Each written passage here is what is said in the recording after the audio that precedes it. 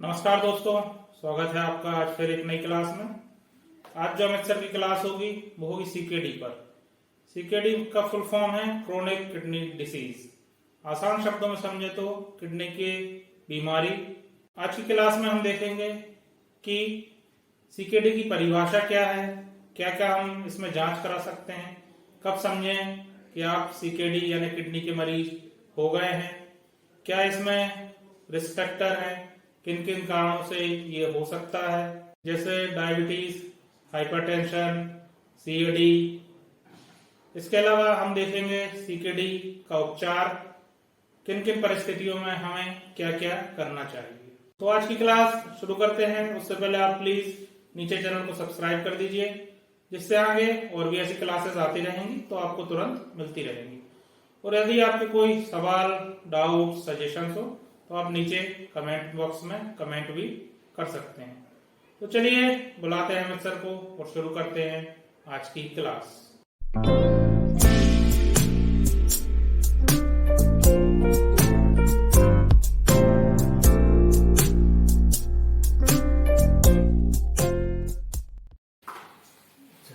ये normal kidney का structure है। किडनी के स्ट्रक्चर में सबसे पहले यहाँ पे कॉर्टेक्स है। ये कॉर्टेक्स आगे डिवाइड होता है।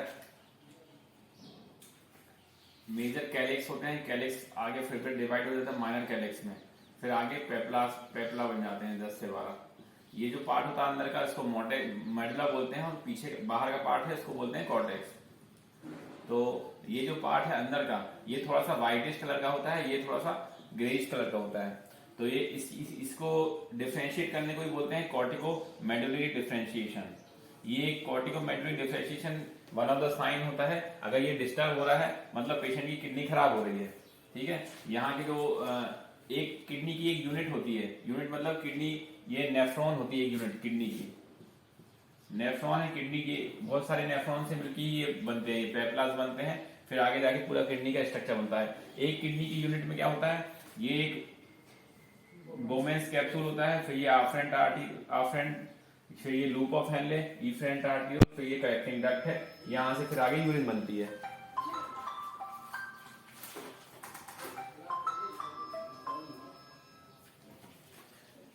यहां से यूरिन बनती है तो सबसे पहले क्या होता है, ब्लड यहाँ पे जाता है, यहां से ब्लड छनता है, छनने के बाद यहाँ चले आएगा, जो बाकी बिना छना ब्लड है वापस चले आएगा। तो ये रीनल आर्टरी आ गई, रीनल आर्टरी जाएगी यहाँ पे। फिर उसके बाद जो रीनल आर्टरी है यहाँ पे और लूप ऑफ हेनले, यहाँ पे इफेंट और आफ्रेंट आर्टियोल में एक लूप बनाती है। यहाँ से जितना भी ब्लड है वो भी यहाँ से वापस जो भी चीजें रीअब्जॉर्ब करनी रहती है वो भी चीजें रीअब्जॉर्ब करता रहता है, पूरे यहाँ तक रीअब्जॉर्ब करता है। फिर जितना भी बचा खुचा है वो सब चले जाता है यूरिन में। तो ये एक नॉर्मल स्ट्रक्चर है किडनी का। सीकेडी अपन कब बोलते हैं, सीकेडी ये बोलते हैं, सीकेडी में भी जैसा अपन ने सिरोसिस में पूछा था, जो नेफ्रॉन है नेफ्रॉन यूनिट डिस्टर्ब हो जाती है, डिस्ट्रॉय होने लगती है। ये डिस्ट्रॉय होने लगती है तो ये क्या है, छन्ना जो है, छन्ना इसका बंद हो जाएगा, ठीक है। डिस्ट्रॉय होगी तो क्या होगा, ये जो कॉर्टिकोमेडुलरी डिफरेंशिएशन है ये अल्टर्ड होने लगेगा धीरे धीरे। इसमें जो आप डिफरेंशिएट नहीं कर पाओगे कि मेडुला कौन सा है, कॉर्टेक्स मेडुला कैसा है, थोड़े समय तक ये डिस्टर्ब रहेगा। और डिस्टर्ब होने के बाद एक समय ऐसा आएगा तो अब यहाँ पे स्कारिंग होने लगेगी, तो किडनी क्या है, छोटी सी हो जाएगी। तो small contracted kidney, small contracted kidney ये होता है साइन सीकेडी का। अगर आप यूएसजी में देखते हो स्मॉल कॉन्ट्रैक्टेड किडनी मिल रही है, तो नॉर्मल साइड किडनी का ऑलमोस्ट मानते अपन 9 to 11 तक सेंटीमीटर रहता है। अगर ये लेस देन 6 होने लगा है, 6 या 6 to 8 है, और सीएमडी ब्लड है, कॉर्टिकोमेडुलरी डिफरेंशिएशन जो है वो खत्म हो रहा है, तो अपन बोलते हैं सीकेडी है। सीकेडी की डेफिनेशन ये बोलते हैं अपन कि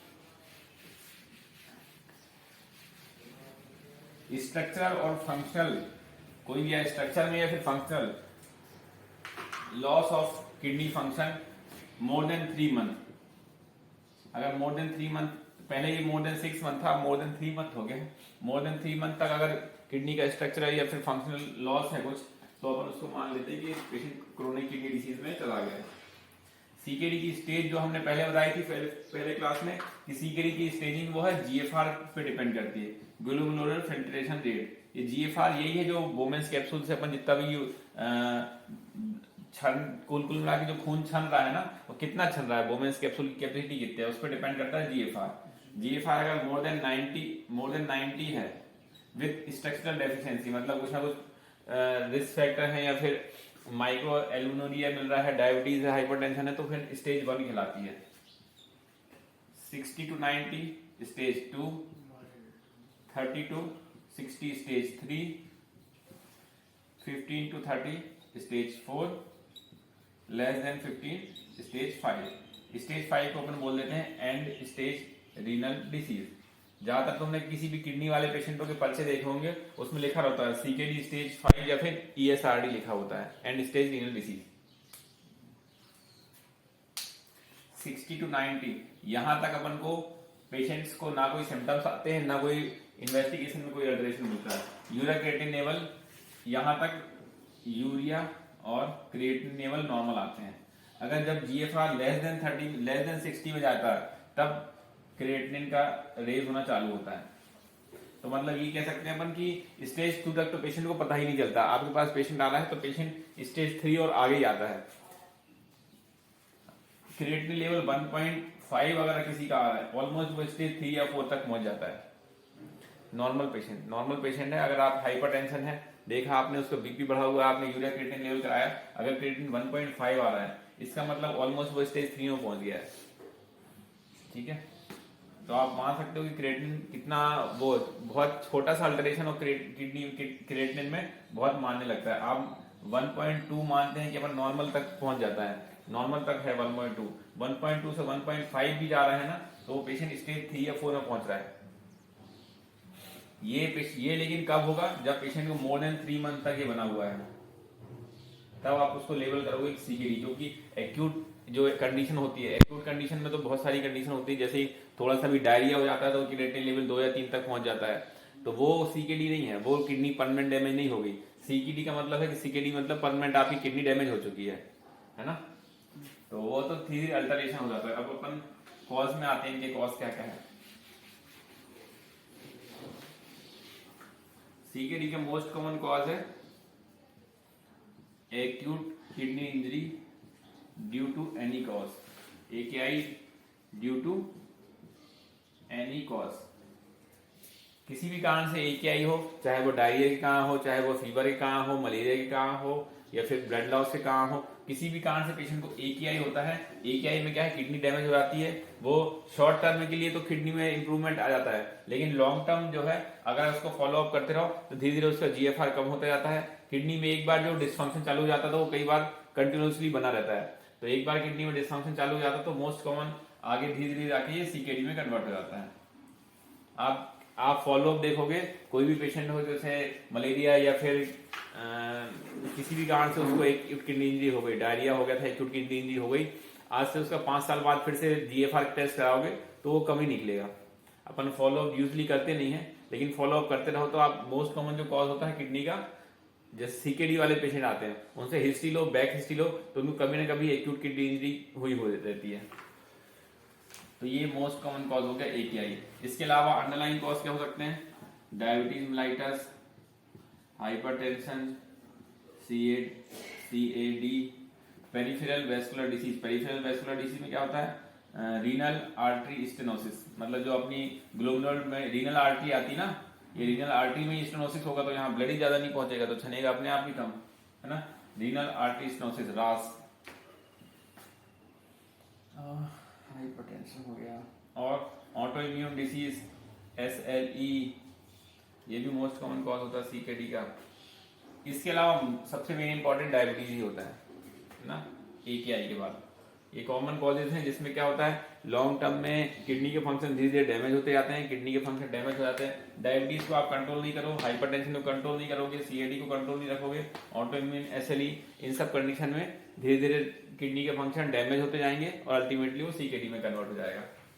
मेडिसिन, हाँ मेडिसिन है, क्रोनिक एनाल्जेसिक्स, ड्रग्स रहेगा। ड्रग्स में आप एनाल्जेसिक्स, अमाइनोग्लाइकोसाइड्स, यही कॉमन ड्रग्स हैं। इसके अलावा फ्लोरोक्विनोलोन्स है, लियोफ्लॉक्सासिन और सिप्रोफ्लॉक्सासिन, इनका डोज अल्टर करेक्शन, लेकिन लॉन्ग टर्म में ये भी किडनी में है अमीनो ग्लाइकोसाइड में आता है ना अमीकासिन, ये ग्रुप है, तुम लोगों ने ग्रुप ही नहीं पढ़ा है एंटीबायोटिक्स।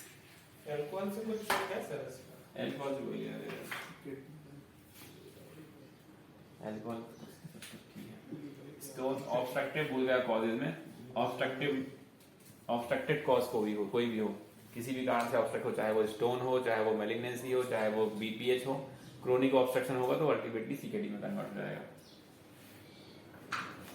कॉज हो गया, इसके बाद क्लिनिकल फीचर सबसे पहले सिम्टम्स साइन। सिम्टम्स किस किस से प्रेजेंट करेगा पेशेंट? ट्राइड हमने बताया था इसका सिम्टम्स, इसका ट्राइड होता है, पेशेंट को पिटिंग एडिमा मिलेगा, ब्रेथलेसनेस रहेगी और फेशियल पफिनेस मिलेगी। इसमें क्या है, सबसे पहले जो है किडनी डैमेज, जीएफआर कम होने से पहले क्या होता है, वहां पे एल्बुमिन सिक्रीट होने लगता है, एल्बुमिन सिक्रीट होने लगता है तो पेशेंट को हाइपोएल्बुमिया मिल जाता है। तो अगर एल्बुमिन कम होता है तो जितने भी थिन स्पेस होते हैं बॉडी के, थिन स्पेस में ब्लड पहुंचने लगता है। जैसे कि यहाँ की जो आई है, आईज में क्या है, जो वहाँ की बहुत लेयर थिन होती है, थोड़ा सा भी एल्बुमिन कम होता है तो वहाँ पे एडिमा होने लगता है। इसलिए पेशेंट शुरुआत में कंप्लेंट करता है, जैसे सुबह सो के उठता है तो उसको आंखें पूरी भर जाती हैं, तो फेशियल पफिनेस से प्रेजेंट करता है पेशेंट। उसके अलावा ब्रेथलेसनेस हो गई, फीटल एडिमा हो गया, और क्या पेशेंट से प्रेजेंट करेगा?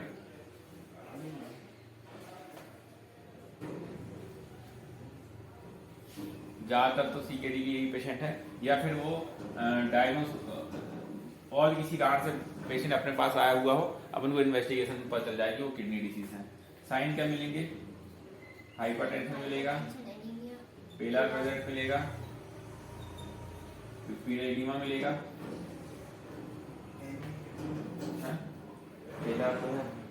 पेलर, और सिस्टमिक एग्जामिनेशन में क्या मिलेगा? सिस्टमिक एग्जामिनेशन में किडनी तो पाल्पेबल मिलेंगी नहीं आपको, और अगर पेशेंट को डिस्निया है तो लोअर लोब्स में क्रैकर्स मिल सकते हैं, बेसल क्रेप्स मिल सकते हैं,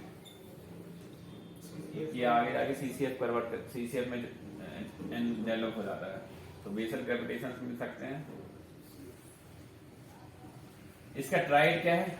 पिटिंग एडिमा, हाइपरटेंशन, एनीमिया, ये तीन अगर किसी को मिल रहे हैं तो आपको यूराक्रिएटिन तो कराने है उसका, ये ट्राइड है। ये सीकेडी के तो ऑलमोस्ट 100% केसेस में मिलता है, सीकेडी का कोई भी पेशेंट है उसमें ये तीन चीजें तो मिलेंगी। क्लिनिकल पिक्चर है, सीकेडी की डायग्नोसिस बनाना बहुत आसान है, उसमें कोई बहुत ज्यादा दिमाग नहीं लगाना, सिर्फ आप पेशेंट को ये कंप्लेंट देख लो, ये तीन कंप्लेंट तो पेशेंट के साइन सिम्टम्स मिल रहे हैं, यूराक्रिएटिन लेवल कराओ, अगर यूराक्रिएटिन बढ़ा हुआ है, प्रीवियस हिस्ट्री देखो उसकी, 3 महीने पहले भी उसका यूराक्रिएटिन बढ़ा हुआ था कि नहीं है, अगर हिस्ट्री मिल रही है तो वैसी लेवल हो गया वो सीकेडी, और नहीं मिल रही है तो फिर आप देख लो उसका एक सोनोग्राफी करा लो, सोनोग्राफी में आप किडनी इकोटेक्चर अल्टर्ड है और शंकर किडनी साइज है, या फिर ऑब्स्ट्रक्शन के कारण संकर नहीं होगी, ऑब्स्ट्रक्टिव यूरोपैथी होगी तो उसमें साइज बढ़ जाएगा, लेकिन जो कॉर्टिकोमेडुलरी डिफरेंशिएशन है वो अल्टर ही रहेगा। तो इससे आपकी डायग्नोसिस हो गई सीकेडी। सीकेडी में आप डायग्नोसिस तो हो गया, ट्रीटमेंट क्या करोगे?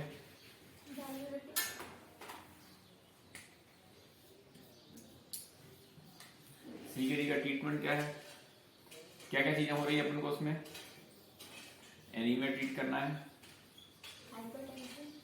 हाइपरटेंशन ट्रीट करना है, फ्लूइड ओवरलोड ट्रीट करना है, और क्या ट्रीट करना है?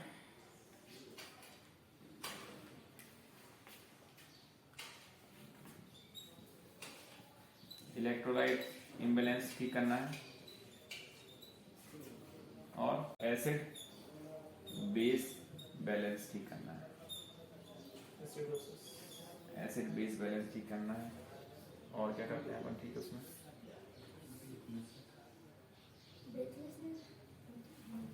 चलो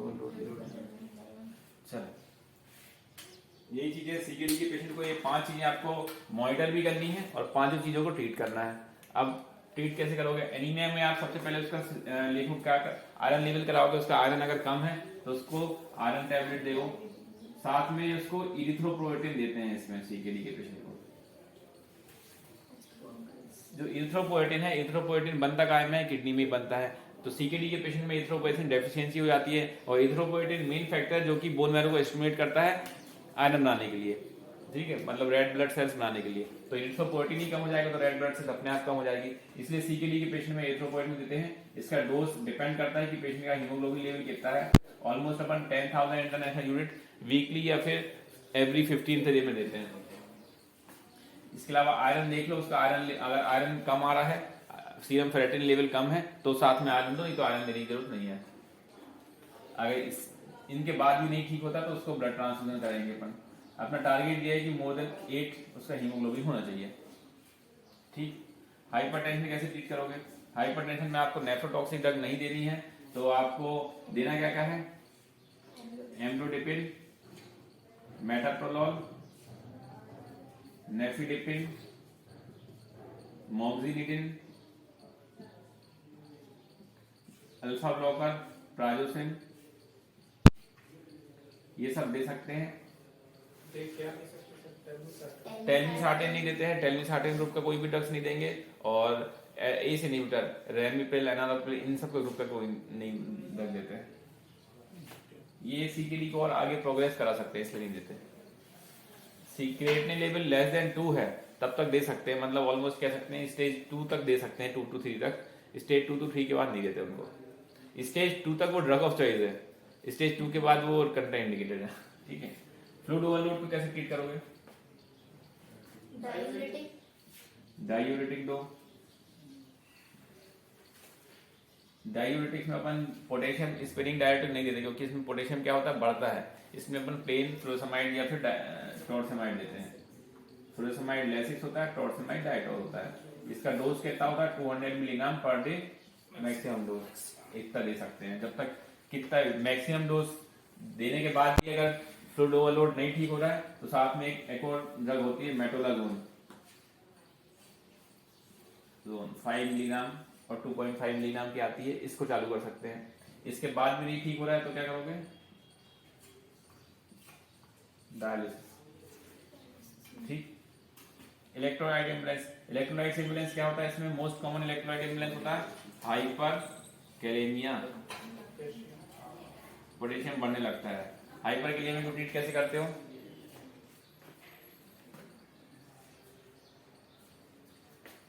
कैसे ट्रीट करते हैं हाइपर कैलेमिया को? अगर हाइपर कैलेमिया पहले तो वॉच करना है हो रहा है कि नहीं हो रहा है। अगर नहीं हो रहा है तो फिर कुछ करना ही नहीं है। अगर हो रहा है तो इसके लिए सोडा बाइकार्ब देते हैं।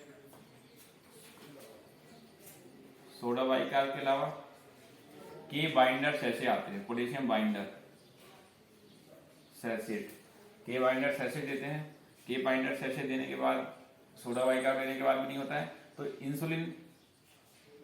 इंसुलिन और डेक्सट्रोज में इंसुलिन मिला के दे देते हैं। इंसुलिन क्या है? पोटेशियम को सेल्स के अंदर कर देती है, तो ये दे सकते हैं।